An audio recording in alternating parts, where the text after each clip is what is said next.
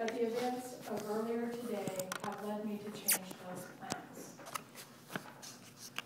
Today is a day of mourning and remembering. Nancy and I are pained to the core by the tragedy of the shuttle Challenger.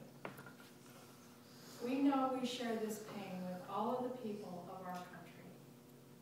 This is truly a national loss. 19 years ago, almost to the day, we lost 3 astronauts in a terrible accident on the ground. But we've never lost an astronaut in flight. We've never had a tragedy like this. And perhaps we've forgotten the courage it took for the crew of the shuttle. But they, the Challenger 7, were aware of the dangers, but overcame them and did their jobs brilliantly. We mourn 7 heroes: Michael Smith, Dick Scobie, Judith Resnick, Ronald McNair, Ellison Onizuka, Gregory Jarvis, and Krista McCullough. We mourn their loss as a nation together. For the families of the 7, we cannot bear as you do the full impact of this tragedy, but we feel the loss. We're thinking about you so very much. Your loved ones were brave and daring. They had that special grace, that special spirit that says, give me a challenge and I'll meet it with joy. They had a hunger to explore the universe and discover its truths. They wished to serve, and they did. They served all of us. We've grown used to wonders in this century.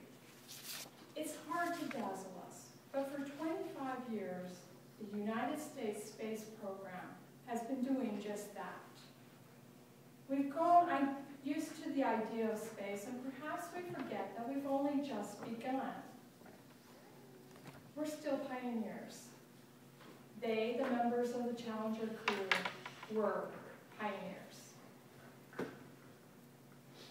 And I want to say something to the school children of America who were watching the live coverage of the shuttle's takeoff. I know it's hard to understand that sometimes painful things like this happen. It's all part of the process of exploration and discovery. It's all part of taking a chance and expanding man's horizons. The future doesn't belong to the faint-hearted, it belongs to the brave. The Challenger crew is pulling us into the future, and we'll continue to follow them. I've always had great faith and respect for our space program, and what happened today does not diminish that. We don't hide our space program. We don't keep secrets and cover things up. We do it all up front and in public. That's the way freedom is, and we wouldn't change it for a minute. We'll continue our quest in space.